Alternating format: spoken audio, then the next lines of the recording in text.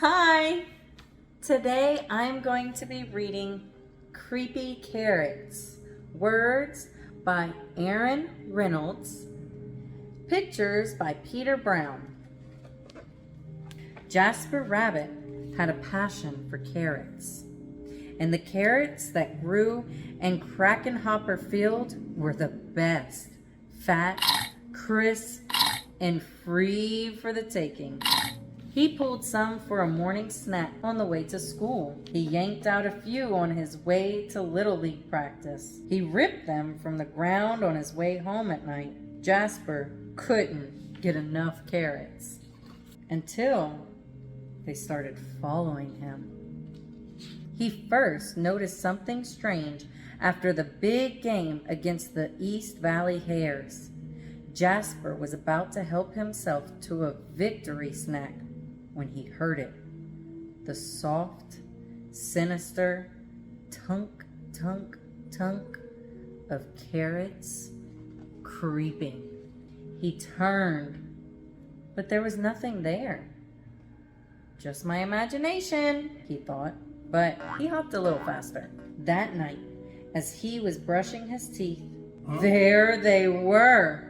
Jasper whipped around, but nothing. He laughed at himself, picked his toothbrush off the floor, and went to bed quickly. The next morning, he approached Krakenhopper Field slowly. He reached for 2 wild carrots. Nothing happened. He bit into one. Nothing happened. Woo! Creepy carrots. It was ridiculous. But when he arrived home that evening, "Mom! Mom!" Jasper screamed. "Creepy carrots in the shed!" His mom opened the door slowly. There weren't any carrots, not even the regular kind. "There are no such thing as creepy carrots," Mom said, shaking her head. Later that night, as Jasper lay in bed, he heard it breathing. Terrible, carroty breathing. And there on the wall, "Creepy carrots!" he shouted. "Dad! Dad!" His dad thumped into his bedroom and threw on the light. They searched under the bed. No creepy carrots. They looked through the closet. No creepy carrots. They opened the dresser drawers. No creepy carrots. "Just a bad dream, son," his dad said, shaking his head. "Now go to sleep." That wasn't gonna happen. By the end of the week, Jasper was seeing creepy carrots creeping everywhere. Jasper knew his parents were wrong. Creepy carrots were real, and they were coming for him. But they couldn't get him if they couldn't get out.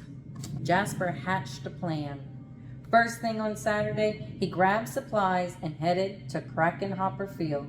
As the sun finally set across Krakenhopper Field, Jasper Rabbit smiled.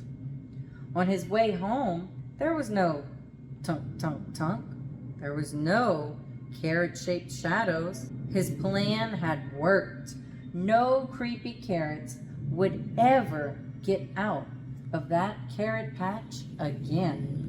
And as the sun finally set, the carrots of Krakenhopper Field cheered. Their creepy plan had worked. They were sure of it. Jasper Rabbit would never get into that carrot patch ever again. That was so cute. Thank you again for listening to the story today.